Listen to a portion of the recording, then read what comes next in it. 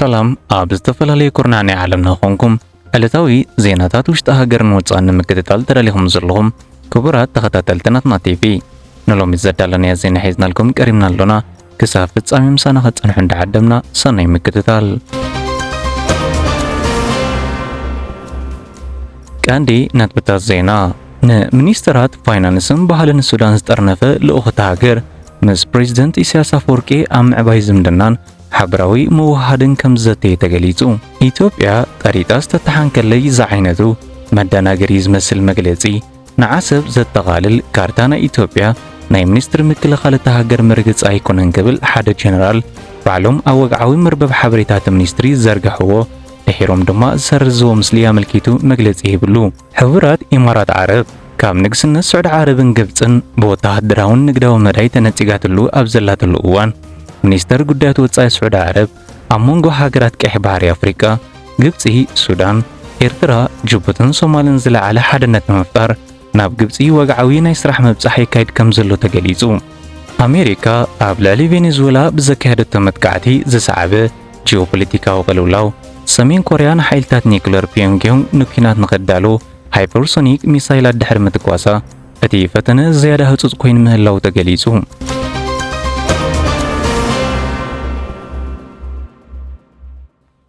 ኣሜሪካ ኣብ ልዕሊ ቬኔዙዌላ ብዘካየደቶ መጥቃዕቲ ዝሰዓበ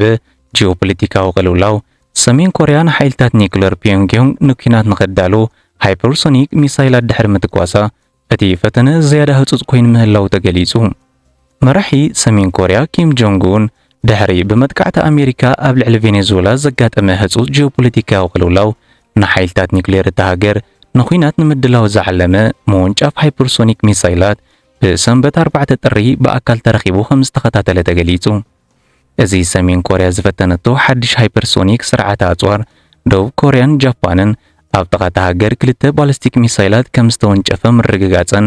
ከምኡውን መራሒ ደቡብ ኮርያ ሊ ጃይሚንግ ንዋዕላ ናብ ቤጂንግ ቅድሚ ምኻዱ ሒደት ሰዓታት እዩ እቲ ናይ መጀመርታ ፈተነ መወንጫፍ ባሊስቲክ ሚሳይል ናይ ዝዓመት ምዃኑ ወግዓዊ ናይ ሰሜን ኮርያ ማእከል ማዕከን ዜና ኮርያ ኣብ ጸብጻብ ገሊጹ። መራሒ ደቡብ ኮርያ ሊ ጃይሚንግ ወደ ቻይና ኣብ ልዕሊ ሰሜን ኮርያ ዘለዋ ጽልዋ ንምጥቃም ሃገሩ ምስ ሰሜን ኮርያ ዘለዋ ርክብ ንምምሕያሽ ክጥቀመሉ ተስፋ ከም ዘለዎ ገሊጹ ክብል ጸብጻብ መርበብ ፍራንስ 24 ኣፍሊጡ። ናይታ ሃገር ማዕከን ዜና ብተወሳኺ እቲ ፈተነ ድልውነት ዲሞክራሲያዊት ህዝባዊት ሪፐብሊክ ኮርያ ኒውክሌራዊ ሓይልታት ዘርእዩ ብምባል መራሒ ሰሜን ኮርያ ኪም ንቐዲ ባእታታት ምክልኻል ኩናት ብቐጻሊ መረጋጋጽን ኣፈጻጽምኡ ብምምሕያሽን ስርሒታዊ ዓቕምታት ብምምራሕን ሓያልን ዘተኣማምንን ኒውክሌራዊ መከላኸሊ መዕቀብን ምስፋሕን ኣዝያ ኣገዳሲ ስትራቴጂካዊ ዕማም እዩ ክብል ምግላጹ ኣብ ጸብጻብ ኣስፊሩ። እቲ መራሒ ብናይ ሎሚ ናይ ምጅማር ልምምድ ኣቢልና ንሃገራዊ ምክልኻል ኣዝዩ ኣገዳሲ ናይ ቴክኖሎጂ ዕማም ከም ዝተፈጸመ ከነረጋግጽ ንኽእል ኢና እውን ክብል ተሰሚዑ። ኣብ ዝቐረበ እዋን ንኒውክሌራዊ ሓይልታትና ኣብ ግብራዊ መሰረት ብምቕማጥን ንጭቡጥ ኩናት ኣብ ምድላውን ኣገደስቲ ዓወታት ተረኺቦም ዝበለ ጸብጻብ ማዕከን ዜና ሃገር እዚ ዓቕሚ እዚ ናይቲ ሰልፊ ኣብ ምህናጽ ሃገራዊ ምክልኻል ዝኽተሎ መስመርን ንሳይንስን ቴክኖሎጂን ምክልኻል ኣገዳስነት ኣብ ምሃብ ዝኽተሎ ፖሊስን ውፅኢት ናይቲ ብሉፅ ሳይንሳውን ቴክኖሎጂያውን ጉጅለና እዩ ክብል ገሊጹ። ወተሃደራዊ ኣገባባት ብፍላይ ድማ ስርዓታት መጥቃዕቲ ኣጽዋር ብቐጻሊ ክዓቢ ከም ዘለዎን ንነፍስኻ ንምክልኻል ኣገዳሲ ስራሕ ጥራይ እዩ ዝበለ እቲ ጸብጻብ ብተወሳኺ ተቐናቐንቲ ብቐጻልነትን ብተደጋጋምን ንቐጻሊ ምልዕዓል ስትራቴጂካዊ መጥቃዕቲ ኣገባባትና ከምኡውን ሞቶምን ንባዕሉ ከለልዩ ምግባር ኣገዳስን ኣድማዕን ኣገባብ ምክልኻል ኩናት እዩ ክብል ምፍራሕ ብዝተሓወሶ መግለጺ ኣስሚሩሉ። እቶም ብሰንበት 4 ጥሪ ካብ ፒዮንግዮንግ ናብ ሰሜናዊ ምብራቕ ኣንፈስ ተወንጨፉ ሃይፐርሶኒክ ሚሳይላት ካብ ምብራቓዊ ባሕሪ ኮርያ ወይ ብባሕሪ ጃፓን ዝፍለጥ 1000 ኪሎ ሜትር ርሒቖም ንዝነበሩ ዕላማታት ወቂዖም ክብል እቲ ጸብጻብ ብተወሳኺ ገሊጹሎ። ከምዚ ዝኣመሰለ ንጥፈታት ነቲ መከላኸሊ ኒውክሌራዊ ውግእ በብቕሩብ ኣብ ዝማዕበለ መሰረት ንምቕማጥ ዝዓለመ ምዃኑ ብንጹር ከም ዝርአ ዝግለጽ እኳ እንተኾነ እዚ ፈተነ ሚሳይል ስለምንታይ ኣድላይ ምዃኑ ዝገለጸ እቲ ጸብጻብ ኣብ ዝቐረበ እዋን ዘጋጠመ ጂኦፖለቲካዊ ቅልውላውን ዝተሓላለኹ ኣህጉራውያን ፍጻሜታትን ኣብነት ይኸውን ክብል ብሓጺሩ ኣሜሪካ ኣብ ልዕሊ መራሒ ቬኔዙዌላን ሰበይቱን ዝገበረቶ ሉላዊ ምጥሓዝ ተረኣየሉ ስጉምትን ናይታ ሃገር ካብ ዓለም ኣብ ቀዳማይ ደረጃ ዝስራዕ ነዳዲ ምቁጽጻርን ዝግበር መልሲ ምዃኑ ኣረዲዩ። ፕሬዚደንት ማዱሮን በዓልቲ ቤቱ ሲሊያ ፍሎረስን ሎም ሶኒ 5 ጥሪ ኣብ ቤት ፍርዲ ፌደራል ማንሃታን ክቐርቡ ምዃኖም ወሃቢ ቃል ቤት ፍርዲ ብሰንበት 4 ጥሪ ኣብ ዘውፅኦ ጸብጻብ ገሊጹ። ሕቡራት ኢማራት ዓረብ ካብ ንግስነት ስዑድ ዓረብን ግብፅን ብወተሃደራውን ንግዳዊ መዳይ ተነጺጋትሉ ኣብ ዘላትሉ እዋን ሚኒስተር ጉዳያት ወጻኢ ስዑድ ዓረብ ኣብ መንጎ ሃገራት ቀይሕ ባሕሪ ኣፍሪቃ ግብፂ፣ ሱዳን፣ ኤርትራ፣ ጅቡትን ሶማልን ዝለዓለ ሓድነት ንምፍጣር ናብ ግብፂ ወግዓዊ ናይ ስራሕ መብጻሕ የካይድ ከም ዘሎ ተገሊጹ። ሚኒስተር ጉዳያት ወጻኢ ስዑድ ዓረብ ልዑል ፋይሰል ቢን ፍርሃን ሶኒ 5 ጥሪ ኣብ ካይሮ ኣብ ዝበጽሓሉ ብፕሬዝደንት ግብፂ ዓብደልፈታሕ አልሲሲ በውግዒ ዑደት ተቐቢሎ ክብላ ማዕከናት ዜና ተሃገር ገሊጸን። ኣብዚ ዑደት ልዑል ፋይሰልን ፕሬዝደንት አልሲስን ኣብ እዋናዊ ዞባውን ሃገራዊ ምዕባለታት ከምውን ንኽልቲኦም ዘገድሱ ጉዳያት ክዝትዩ ተዳልዮም ምህላዎም እቶም ጸብጻባት ይገልጹ። ሚኒስተር ጉዳያት ወጻኢ ስዑድ ዓረብ ምስ ሚኒስተር ጉዳያት ወጻኢ ግብፂ በድር ዓብደልዓጥ እውን ክዘራረብ መደብ ተተሓሒዙሉ ምህላው ተገሊጹ። ድሕሪ ፕሬዝደንት ኢሳያስ ንንግስነት ስዑድ ዓረብ ኣብ ቀርኒ ኣፍሪቃ ንጡፍ ኣበርክታ ከተዕዝዝ ብወገን ኤርትራ ዘቕረቦ ጻውዒትን እታ ሃገር ኣብ የመን ሰላም ንምስፋን ንሕቡራት ኢማራት ዓረብ ካብ የመን በመስጓጓ ሃንደበት ኮይንዋ ዘሎ ኢትዮጵያ ኣብ ዞባ ሶማሊላንድ ዘለዋ መርገፂያ ዳግማይ ክትሓስበሉ ከም ትኽእል እውን ይግለጽ ኣሎ። እዚ ዝግለጸሉ ዘሎ ሕቡራት ኢማራት ዓረብ ድሕሪ እናዓበየ ዝኸይድ ዘሎ ዞባዊ ተቃውሞን ናይቲ እናሰፍሐ ዝኸይድ ዘሎ ጽልኡን ኣብ ከባቢ የመን ወሽመጥ ዓደንን ደቡባዊ ቀይሕ ባሕርን ካብ ዝርከቡ ወሰንቲ ቦታታት ወተሃደራዊ ሓይልታት ስሕብ ምህላዋ ኣብ ዝግለጸሉ ዘሎ እዋን እዩ። እዚ ምስሓብ እዚ ኣብ ምብራቓዊ የመን ዝርከቡ ብሕቡራት ኢማራት ዓረብ ዝድገፉ ሓይልታት ብዋጋ ሃገራዊ ኣፍልጦ ዘለዎ መንግስቲ የመን ንማሕበረሰብ ስዑድ ዓረብ ዑማንን ከባቢያዊ ማሕበረሰብን ዘሰክፍ ምቁጽጻር ከስፋሕፍሑ ድሕሪ ምፍታኖም ምዃኑ ይግለጽ። እስራኤል ንሶማሊላንድ ኣፍልጦ ምስ ሃበታ ዝያዳ ዝገደደ ወጥረት ዞባ እዚ ስጉምቲ እዚ ብሰፊሕ ዋላ እኳ ዘይወግዓዊ እንተኾነ ምስ ሕቡራት ኢማራት ዓረብ ብሰንኪ ኣብኡ ዘሎ ሓያል ህላውን ጽልዋን ዝተኣሳሰር ምዃኑ ግን ተንተንቲ ፖለቲካ ይገልጹ።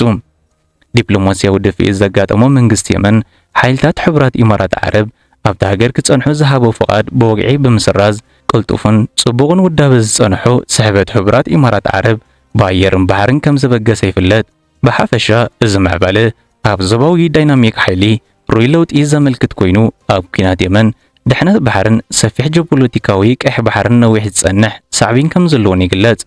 እዚ ከምዚ ኢሉ እንከሎ ሓደ ካብ ብመንግስቲ ዝውነን ትካላት ግብፂ ሆልዲንግ ካምፓኒ ፎር ማሪታይም ኤንድ ላንድ ትራንስፖርት ኣብ ኣሌክሳንድሪያ ኮንቴይነርን ናይ ጽዕነት ኣገልግሎት ዝህብ ትካል ዘለዎ ብጽሒት ንምሻጥ ዝዓለመ ዝኾነ ይኹን ዕድመ ብጽኑዕ ከም ዝነጽጉ ኣፍሊጡ። ኣብ ሕቡራት ኢማራት ዓረብ ዝርከብ ወሃቢ ኣገልግሎት ሎጂስቲክን ትሕተ ቅርጺ ጉጅለ ወደባት ኣቡዳብን ዝኾነ ብላክ ካስፒያን ሎጂስቲክ ሆልዲንግ ሊሚትድ ዋንነቱ ናብ 900 ርእሰ ማል ናይቲ ኩባንያ ንምዕባይ ክኸውን ዝኽእል ግዴታዊ ናይ ዕድገ ዕድል ከቕርብ መደብ ከም ዘለዎ ድሕሪ ምግላጽ እዩ እቲ ትካል ነዚ ውሳነ ዘፍልጥ ዘሎ።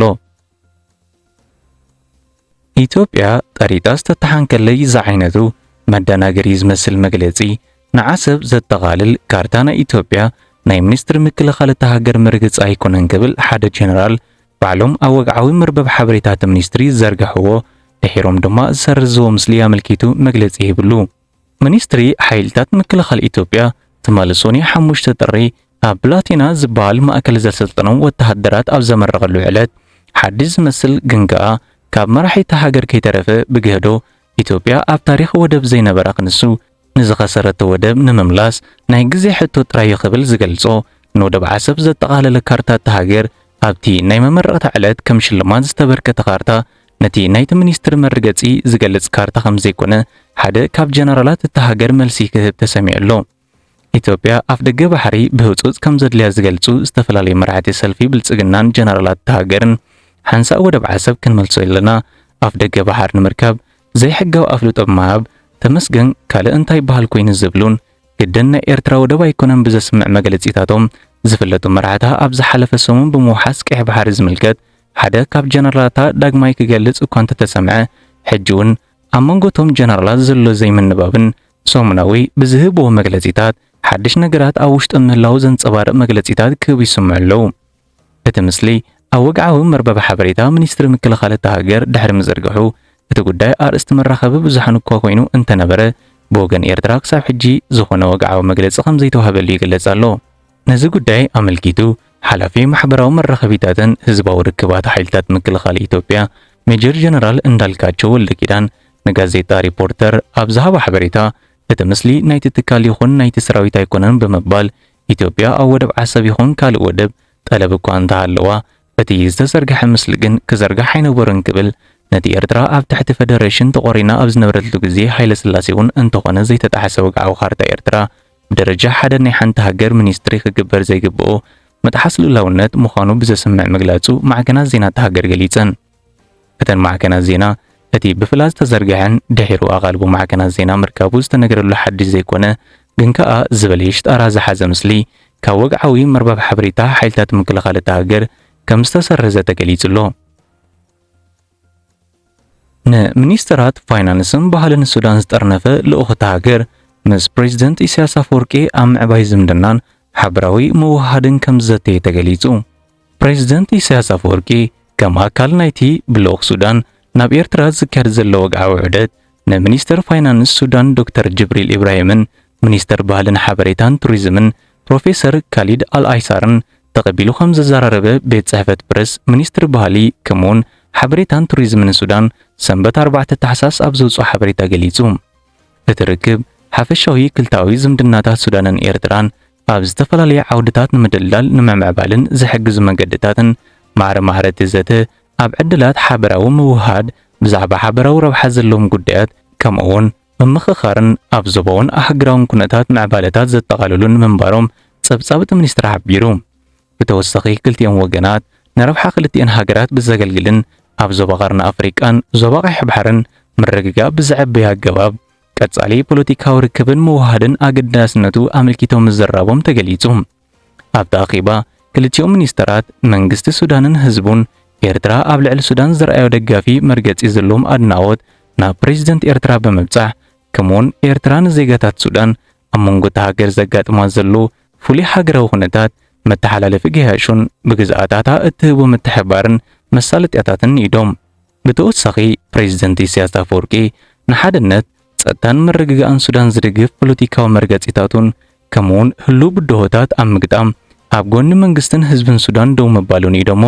ፕሬዚደንት ኢሳያስ አፈወርቂ ብወገኑ ኤርትራ ንሱዳን ዘለዋ ታሪኻዊ ዝምድናን ምሕያልን ንጸጥታን ምርግጋእን ንምዕዋት ዝዓለመ ጻዕርታት ንምድጋፍን ዘለዋ ድሌት ብምርግጋጽ ኣብ ምግጣም ሓበራዊ ብድሆታት ኣመልኪቱ ድማ ቀጻሊ ምትሕብባርን ምውሃድን ክልቲአን ሃገራት ኣገዳስነቱ ኣስሚሩሉ ክብል እቲ ጸብጻብ ገሊጹ።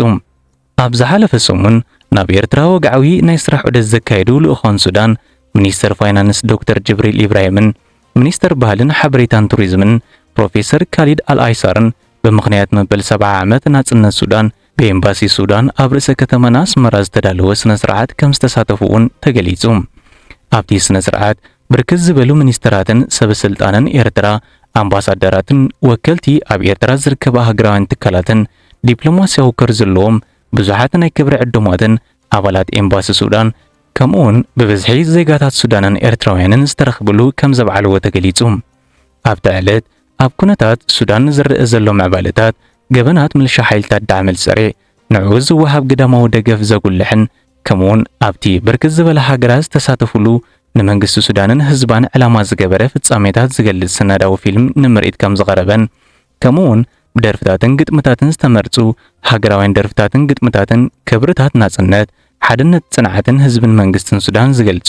ናይ ስነ-ጥበባውን ባህላውን መደባት ከም ዝተኻየዱ ተገሊጹ። ኣምባሳደር ሱዳን ኣብ ኤርትራ ኣምባሳደር ኦሳማ ኣሕመድ ዓብዱል ባሪ ኣብ ቃልሲ ህዝቢ ሱዳን ናጽነትን ኣብ ውሽጢ ዓሰርተታት ዓመታት ዝኸፈሉ መስዋዕትን ምዕራፋትን ብምግምጋም ዕምቆትን ሓይልን ዝምድና ሱዳንን ኤርትራን ከምኡውን ንኽልቲአን ሃገራት ዝኣስር ታሪኻዊ ጂኦግራፊያዊ ሓበራዊ ረብሓታትን ደጊሙ ገሊጹ። እዚ ናይ ሕጂ ዑደት ልኡኻን ሚኒስትራት ሱዳን ድሕሪ ፕሬዚደንት ኢሳያስ አፈወርቂ